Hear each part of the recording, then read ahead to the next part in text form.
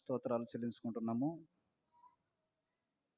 ఇంతవరకు మీ సన్నిధానములో కూడుకొని పాటల ద్వారా నిన్ను స్తుతించి ఆరాధించి మహిమపరచి మా జీవితానికి కావలసిన మాటలు మీ గ్రంథములో నుంచి కొన్ని సంగతులు మేము ఆలోచిస్తుండగా చెబుతున్న నాకు పరిశుద్ధాత్మ దేవుని సహాయము దయచేయండి. కూడి వచ్చిన సంఘమంతా చెప్పబడే ప్రతి మాట ఆలోచించుటకు సమయోచితమైన జ్ఞాన వివేచన ఆలోచనను సంఘమంతటికి దయచేయమని ఈ కొద్ది విన్నపాలు మా ప్రభువును మా రక్షకుడు క్రీస్తునామాన్ని ప్రార్థన అడుగుచున్నాము తండ్రి, ఆమేన్. వేదికను అలంకరించిన స్థానిక సంఘ కాపరికిని కూడి వచ్చిన మీ అందరికీ మన ప్రభువును రక్షకుడైన యేసుక్రీస్తు నామమున హృదయపూర్వక వందనాలు తెలియజేసుకుంటున్నాం. ఇప్పుడు సమయము 11:26 అవుతుంది. ఒక ప్రశ్న మీద ఒక ముగ్గురు స్త్రీలని చూపించేదానికి ప్రయత్నము చేస్తాను. రేపు వచ్చే 24 సంవత్సరములో చాలా పెద్ద అంశం ఉంది. దానిని మనం వివరించడానికి సమయం లేదు కాబట్టి చిన్న ఒక ప్రశ్న వేసుకొని ఆ ప్రశ్నలో ఒక ముగ్గురు స్త్రీలని చూపించేదానికి ప్రయత్నము చేద్దాము. దేవునిని ఎలా ప్రేమించాలి అనేటువంటి అంశం మీద నేను కొద్ది నిమిషాలు మాట్లాడేదానికి ప్రయత్నము చేస్తాను. మీరు మీ పిల్లలను మీ స్వాధీనములో ఉంచుకునండి. చెప్పబడే ప్రతి మాట మన హృదయంలో భద్రపరుచుకొని ఆ మాటల ప్రకారంగా మనం భూమి మీద జీవించేదానికి అవకాశము ఉంటుంది. మార్కు రాసిన సువార్త 12వ అధ్యాయము 28, 29 వచనాలు ఒకసారి మనము చూద్దాము. ఆ దేవాతి దేవుడు ఇశ్రాయేలు ప్రజలకి 10 ఆజ్ఞలు జారీ చేశాడు. ఆ 10 ఆజ్ఞలలో మొట్టమొదటి ఆజ్ఞ ఇప్పుడు మనం చదువుకున్నటువంటి ఆజ్ఞ. ఈ ఆజ్ఞని మన జీవితంలో మనం ఇప్పుడు పాటిస్తున్నామా లేదా అనేటువంటి విషయాన్ని మనము కొద్ది నిమిషాలు ఆలోచన చేద్దాము. చదవండి ఎవరైనా. ఆయన మార్కు సువార్త 12వ అధ్యాయము 28, 29. శాస్త్రుల్లో ఒకడు వచ్చి వారు తర్కించుట విని ఆయన వారికి బాగుగా ఉత్తరమిచ్చినని గ్రహించి ఆజ్ఞలన్నిటిలో ప్రధానమైన ఆజ్ఞ ఏది? ఆజ్ఞలన్నిటిలో ప్రధానమైన ఆజ్ఞ ఏది అంటే అక్కడ చెప్తాడు యేసుక్రీస్తు, ఆయనకు చెప్తాడు, శాస్త్రునికి చెప్తాడు. చదవమ్మా 29.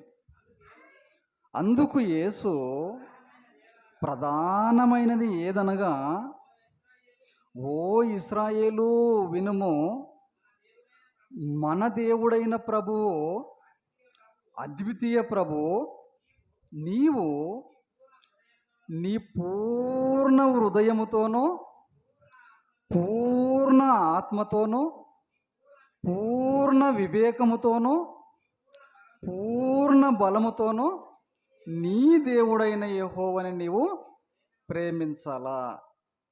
ఈ మొదటి ఆజ్ఞలోనే ఎన్ని ప్రశ్నలు వచ్చినాయమ్మా? మొదటి ఆజ్ఞలోనే ఎన్ని ప్రశ్నలు వచ్చినవి? 4. ఏమేమి 4?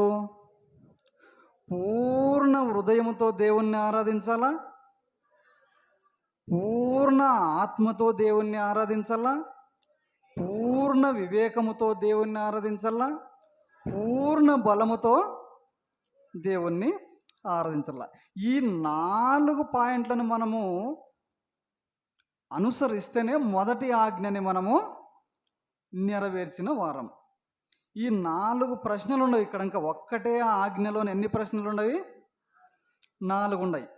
ఒక్క ప్రశ్నకి మాత్రమే నేను సమాధానము చెప్తా. ఈ ఒక్క ప్రశ్నలోనే గంటన్నర సమయము వస్తుంది.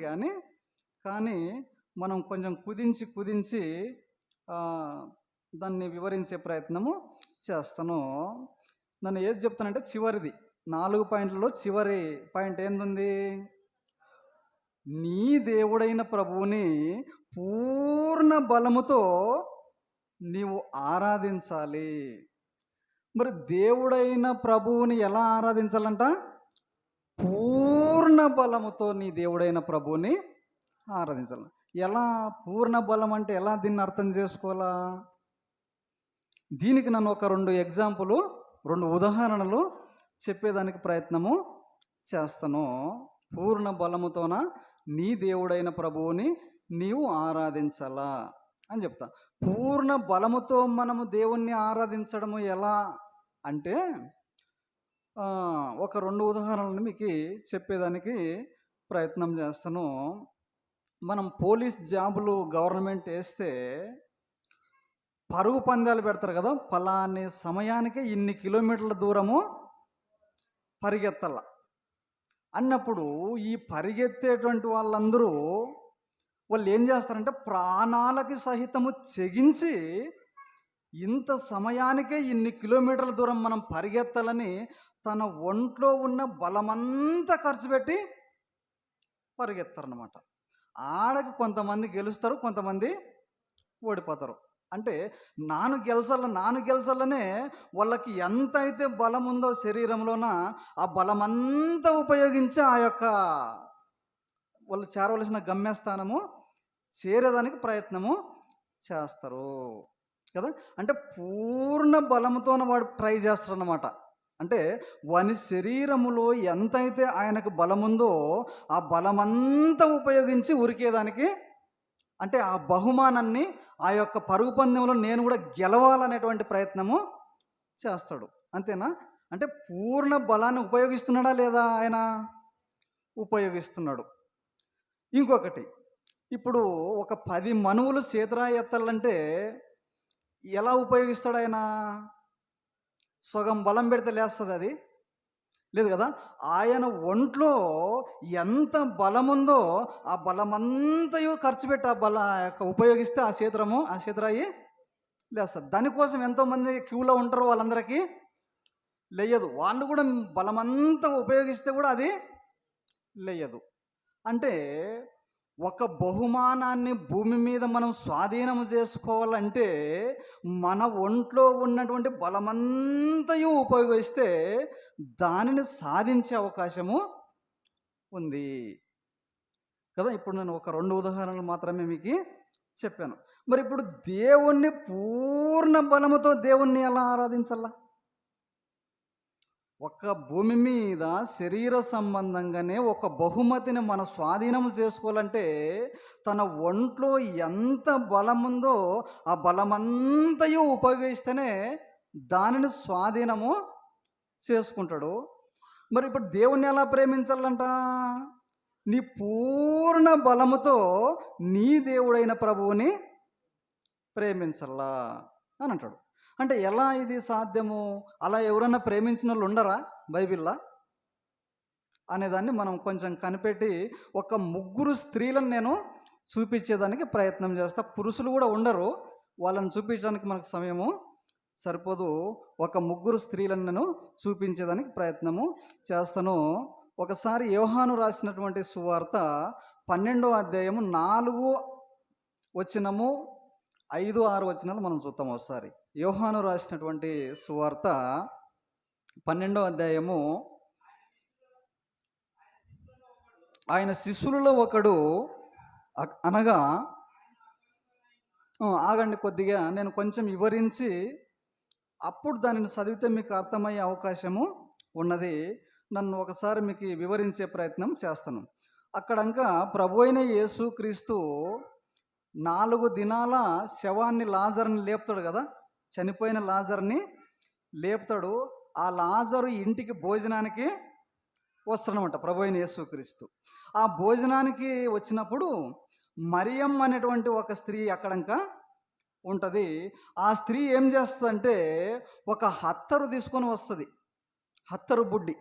ఆ హత్తరు బుడ్డి ఎంత విలువైనదంటే 300 దేనారములు కలిగినటువంటి హత్తరు బుడ్డి. ఆ బుడ్డి ఆ యొక్క మూత ఓపెన్ చేస్తే, ఇక్కడ ఓపెన్ చేస్తే ఈ ఊరు ఎంత ఇసురుందో అంతకు స్మెల్ పోతుంది. అది అంటే అంత విలువైనటువంటి హత్తరు. అది తీసుకొని వచ్చి యేసుక్రీస్తుకి పూస్తుంది. పూసినప్పుడు 12 మంది శిష్యులలో ఇస్కరియోతు యూదా ఏమంటాడంటే, ఈ విలువైనటువంటి హత్తరు ఎందుకు వృధా చేస్తారు, ఇది అమ్మి 300 దేనారములకు అమ్మి బీదలకి పంచచ్చు కదా, ఇవ్వచ్చు కదా అని చెప్పేసి మాట్లాడతాడనమాట. ఇప్పుడు చదవమ్మా.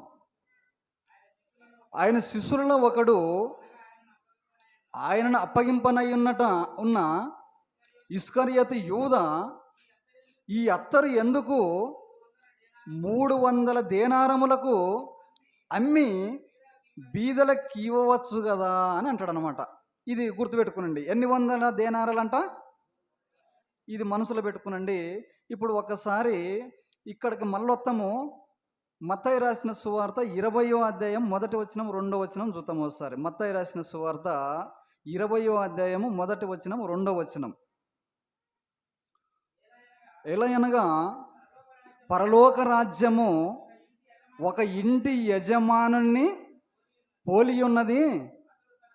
అతడు తన ద్రాక్ష తోటకి పనివారుని కూలికి పెట్టుకొనుటకు ప్రొద్దున బయలుదేరి దినమునకు 1 దేనారము చొప్పున పనివారితో కుదిరించుకున్నాడు, బేరం కుదిరించుకున్నాడు. 1 దేనారం ఎన్ని రోజుల కంట కూలి? ఒక రోజుకి ఎంత కూలి? ఏం అర్థమవుతుంది? ఒక రోజుకి ఎంత కూలి? 1 దేనారం. ఒక రోజు ఉదయం 9 గంటలకి పొలానికి పోయి పనిచేసి సాయంత్రం 5 గంటలకు ఇంటికి వచ్చేంత వరకు ఎంత ఇస్తాడు కూలి? 1 దేనారం కదా. ఒక రోజు కూలి 1 దేనారం. ఇప్పుడు యేసుక్రీస్తుకి పుయ్యళ్ళని తీసుకొచ్చినటువంటి ఆ అత్తరు విలువ ఎంత అయినది అది కదా. అంటే యేసుక్రీస్తుకి పుయ్యళ్ళని తీసుకొచ్చినటువంటి హత్తరు ఎన్ని రోజులు కష్టపడింది ఆమె? ఇప్పుడు 300 దేనారాలు ఖర్చు పెట్టి ఆ అత్తరు తీసుకొని వచ్చి యేసుక్రీస్తుకి పూసింది కదా. ఆ యేసుక్రీస్తుకి పుయ్యళ్ళను కొనుక్కున్నటువంటి డబ్బు ఎన్ని రోజులు కష్టం చేసింది ఆమె? 300 రోజులు. రోజుకి ఎంత కూలి?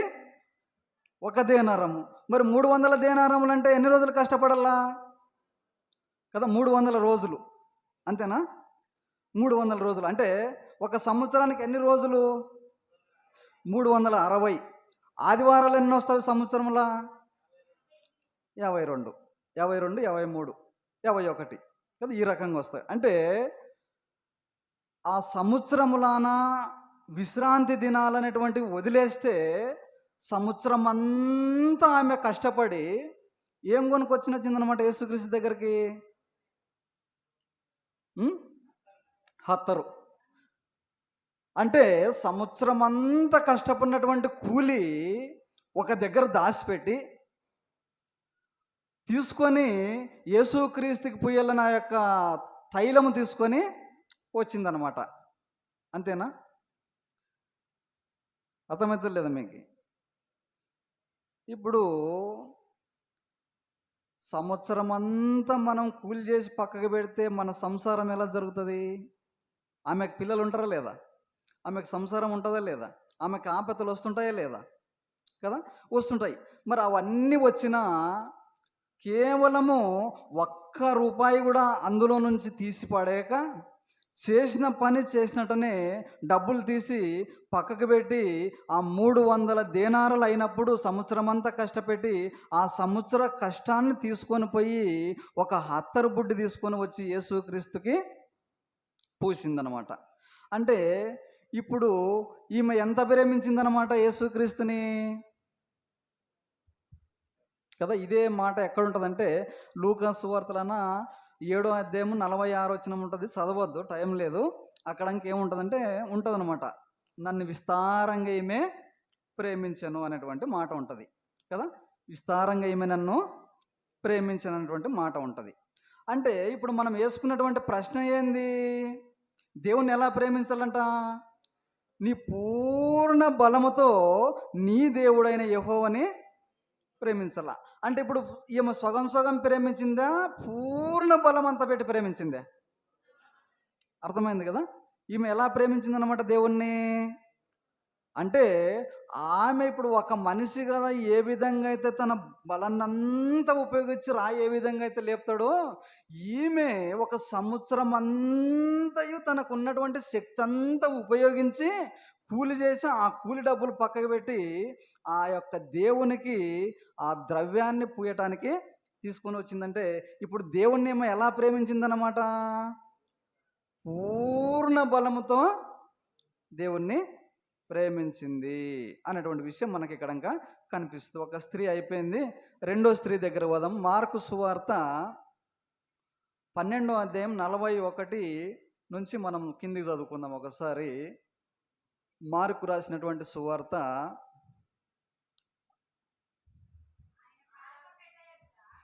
ఆయన కానుకల పెట్టె యొద్ద కూర్చుండి జనసమూహము ఆ కానుక పెట్టెలో డబ్బులు వేయట చూచుచుండెను. కొద్దిగా ఆగుదాం ఇక్కడ, ఇంకా నేను చెప్పిన తర్వాత మళ్ళీ ఒకసారి చదువుదాము. ప్రభు అయిన యేసుక్రీస్తు సమాజ మందిరంలో, ఆయన భూలోకంలో ఉన్నప్పుడు సమాజ మందిరంలో బోధించిన తర్వాత ఆయన పక్కకి ఇలా కూర్చున్నాడు. కానుకల పెట్టె అక్కడ ఉంది. వాళ్ళందరూ వచ్చి కానుక పెట్టెలో కానుకలు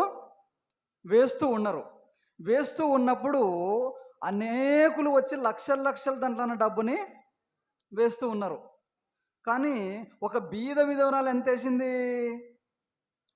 2 కాసులు వేసింది. అప్పుడు యేసుక్రీస్తు ఏమంటాడంటే, అందరూ ఇంటికి పోయిన తర్వాత తన 12 మంది శిష్యులను పిలిచి, మరి కానుకలు మనకి సమర్పించారు కదా ఈ కానుకల పెట్టెలో, వీరందరికంటే గన ఒక ఆమె ఎక్కువ వేసింది కానుక అని చెప్తాడనమాట. ఎవరు ప్రభు ఆమె అంటే, ఒక బీద విధవరాలు అందరికంటే ఎక్కువ వేసిందని చెప్తాడనమాట. అలా ఎలా సాధ్యం పాప? ఆ బీద విధవరాలు వేసింది ఎంత? 2 కాసులు. మిగతా వాళ్ళు వేసింది ఎంత? లక్షలు. మరి వాళ్ళు కదా ఎక్కువ వేసిందని చెప్పినప్పుడు ఆయన ఏమంటాడంటే, వాళ్ళు ఇంట్లోనే డబ్బు ఫుల్ ఉంది, వాళ్ళు కొంతనే తీసుకొని వచ్చి వేశారు. ఈమెకి ఇంట్లో ఏమీ లేదు, ఉన్నేది అది ఇంతనే. ఆయన తీసుకొని వచ్చి ఎక్కడేసింది? కానుకలు పెట్టింది. మరి రేపు ఏం తినల్లా? లేదు, రేపు తినడానికి కూడా ఏమీ లేదు. మరి రేపు ఆరోగ్యం బాగాలేకుంటే ఎలా?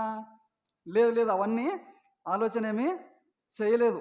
తనకి ఎంత ఉందో అదంతా తీసుకొని వచ్చి కానుకల పెట్టెలో వేసింది. కనుక ఈమెనే అందరికంటే ఎక్కువ వేసిందని చెప్పి యేసుక్రీస్తు మాట్లాడతాడనమాట. అంటే ఇప్పుడు ఈమె సగం ప్రేమించిందే దేవుణ్ణి కదా. అర్థమైనా? ఈమె ఎలా ప్రేమించిందనమాట దేవుణ్ణి కదా. ఆమెకి ఎంత అయితే శక్తి ఉందో ఆ బలమంతయు దేవునికే ఉపయోగించిందనమాట. అంటే పూర్ణ బలముతో ఈమె దేవుణ్ణి ప్రేమిస్తుంది కదా. 45వ వచనం వరకు ఈ మాటలు ఉంటాయి. ఇప్పుడు చదివేదానికి సమయం లేదు. ఇంకొక ఆమెను చూపించి నేను ముగించే ప్రయత్నము చేస్తాను. మొదటి రాజుల గ్రంథము 17వ అధ్యాయము 8వ వచనం నుంచి మనం చూద్దాం ఒకసారి. ఇక్కడ కూడా మీరు మొదలు పెట్టండి, నేను కొంచెం వివరించేదానికి ప్రయత్నం చేస్తాను. మొదటి రాజుల గ్రంథము 17వ అధ్యాయము 8వ వచనం నుంచి మనము చూద్దాం. అంతటా యెహోవా వాక్కు ఏలీయాకు ప్రత్యక్షమయ్యి ఇలాగూ సెలవిచ్చాను. ఆగుదామమ్మ.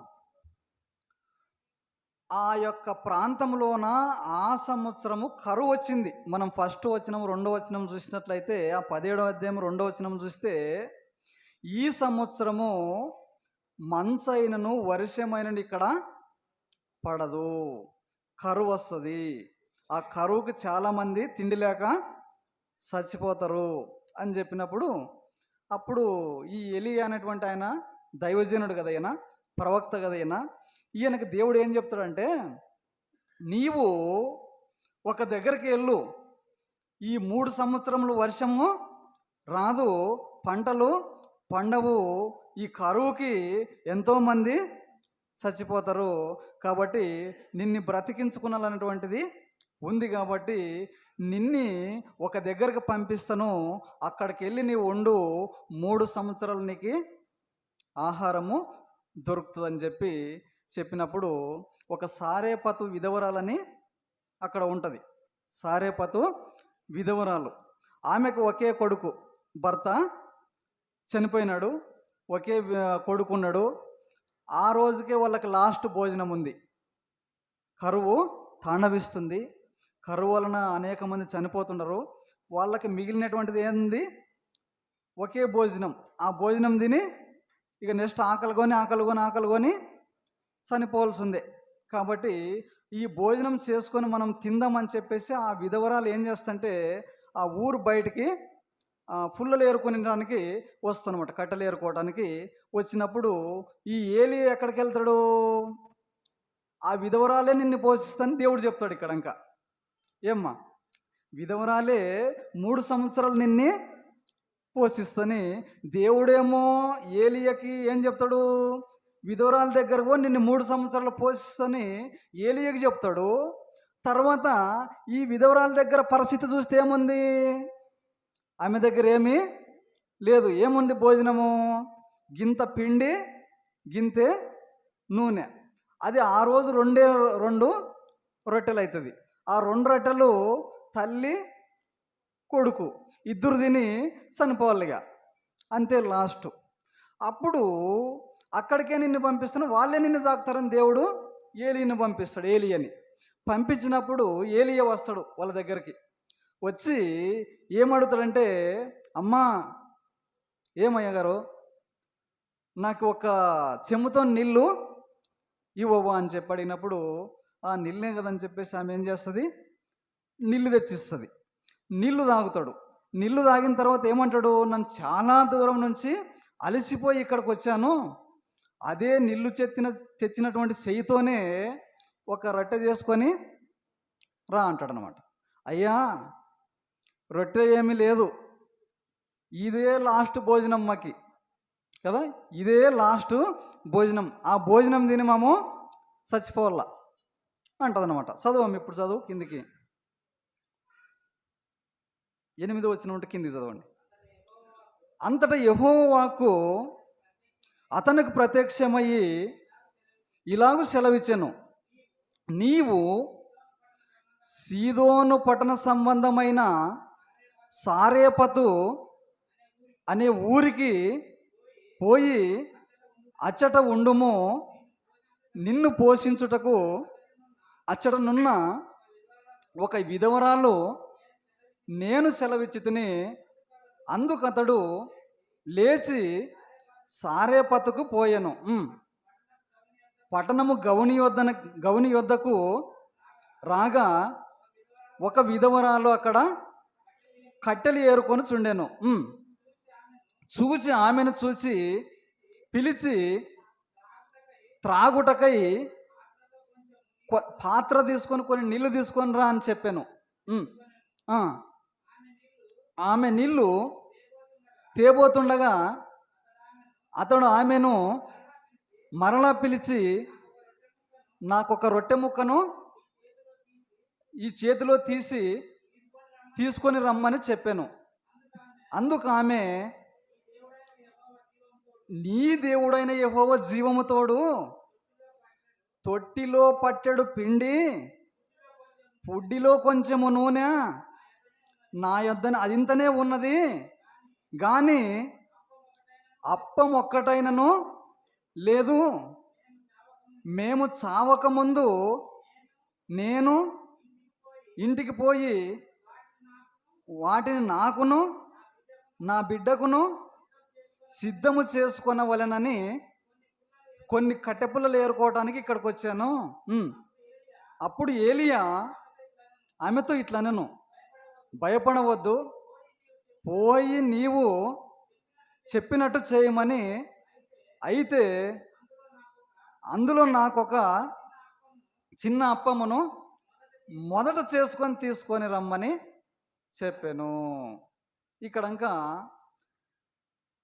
ఆ విధవరాల దగ్గరికి వచ్చి ఏలీ ఏమంటారంటే, నాకు మొట్టమొదటగా నీ వద్ద ఉన్నటువంటి పిండి నూనెతో నాకు రొట్టె చేసుకొని తీసుకొని రా అని చెప్తే ఆమె ఏమంటది, ఉండేది కొద్దిగానే పిండి, ఉండేది కొద్దిగానే నూనె, ఇదే మాకు చివరి భోజనము, ఈ భోజనం తిని మేము చచ్చిపోవాలా, మరి అదే భోజనం నాకు పెట్టంటావు కదని చెప్పేసి అంటదనమాట. అయితే జీవముతోడు నీ దేవుడైన యెహోవా సెలవిచ్చిన మాట ప్రకారంగా నీవు చెయ్యి అని చెప్పినప్పుడు ఆమె ఏం చేసిందంటే, ఇక మాకు భోజనం లేకున్నా చెరవలేదు, మాకు చనిపోయిన చింత లేదని చెప్పేసి ఆ యొక్క రొట్టెని తీసుకొని వచ్చి ఎవరికి అప్పగిస్తుంది, ఏలియాకి అప్పగిస్తుంది అనమాట. అంటే ఇప్పుడు ఇక ఒకవేళ దేవుడు భోజనం ఇయ్యలేదనుకో, వాళ్ళ పరిస్థితి ఏంది, ఆకలితో చనిపోవాల. అంటే ఇప్పుడు ఆకలైనా అదే లాస్ట్ భోజనమైనా ఇప్పుడు మొదట ఎవరికి స్థానం ఇచ్చిందనమాట ఆమె, అంటే ఎలా ప్రేమించిందనమాట ఇప్పుడు ఆమె, అంటే ఆమెకి ఎంత బలముందో పూర్ణ బలముతో నీ దేవుడైన యెహోవాను నీవు ప్రేమించాలా అని చెప్పినప్పుడు ఆమె ప్రేమించింది కనుక మొదటి స్థానం దేవునికి ఇచ్చింది కనుక 3 సంవత్సరములు ఆమె ఒక తొట్టిలో నూనె తరగలేదు కదా, ఆ తొట్టిలో పిండి తరగలేదు, బుడ్డిలో నూనె అయిపోలేదు కదా. కిందికి మనం చదువుకుంటే 3 సంవత్సరాలకి ఏం తరగలేదు, పిండి అయిపోలేదు, నూనె కూడా అయిపోలేదు. అంటే ఇప్పుడు నేను చూపించినటువంటి ఎంతమంది స్త్రీలు అన్నమాట, 3 కదా.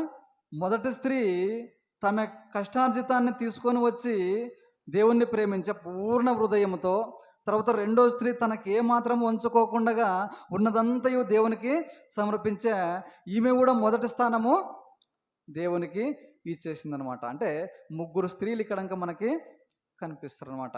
అంటే ఇప్పుడు దేవుని ఆజ్ఞని ఎలా మనము అనుసరించాలన్నమాట, ఎలా నెరవేర్చాలన్నమాట కదా.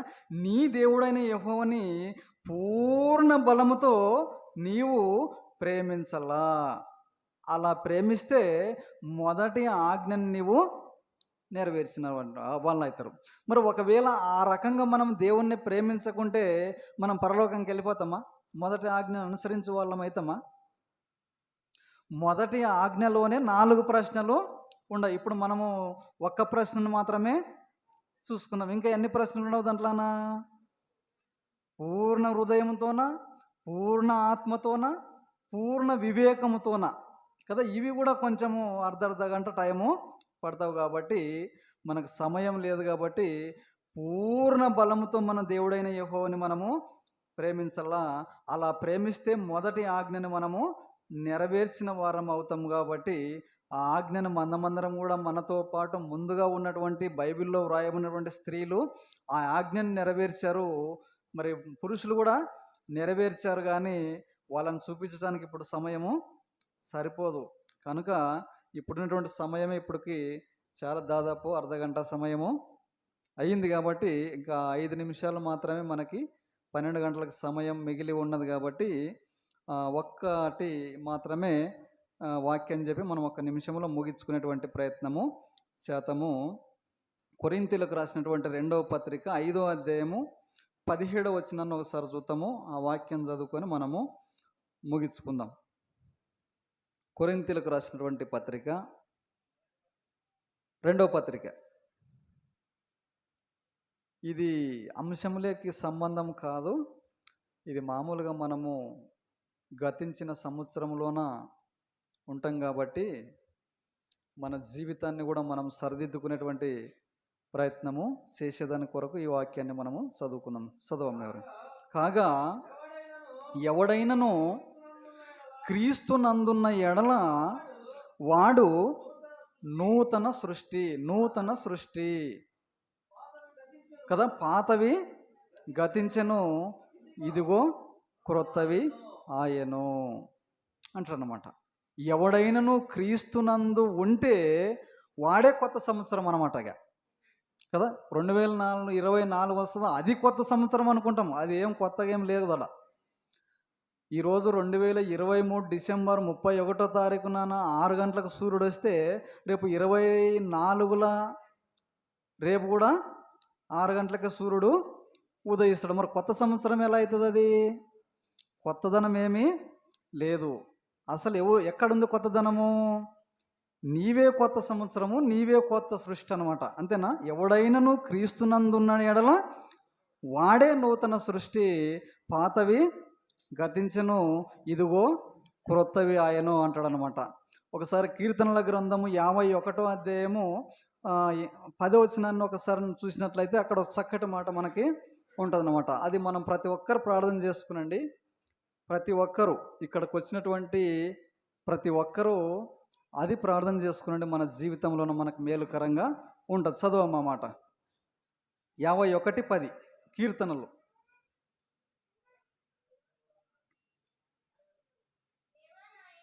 కదా, దావీదు మాట్లాడతాడు, దేవా నా యందు కదా శుద్ధ హృదయము కలుగజేయము, నా అంతరంగములో నూతనమైన మనసును నూతనముగా పుట్టించు.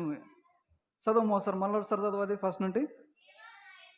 దేవా నా యందు శుద్ధ హృదయమును దయచేయము, నా అంతరంగ స్వభావము, నా యొక్క అంతరంగ చెడు స్వభావముని నూతనముగా. నూతనం అంటే ఏంది? కొత్తది. ఇక్కడే మార్పు చెందాలన్నా ఇక్కడే మార్పు చెందరాదన్నా ఇక్కడే ఉంది. కాబట్టి మనమందరము ఈ సంవత్సరంలో, పాత సంవత్సరంలో పాత జీవితాన్ని వదిలేసి మన జీవితాన్ని కొత్తగా మార్చుకునల్లా. అదే నూతన సృష్టి, అదే నూతన సంవత్సరం, అదే కొత్త దినము. ఇంకా కొత్తదంటే ఏమి భూమి మీద లేదు. కాబట్టి చాలా సంగతులు అందులో ఉన్నాయి. కాబట్టి మీ అందరికి ఇవన్నీ తెలుసు. కాబట్టి ఇంతటితో ఈ యొక్క వాక్యాన్ని మనం ముగించి సెలవు తీసుకుందాం. మిగిలిన కార్యక్రమాన్ని స్థానిక సంఘ కాపరి గారు నడిపిస్తారు.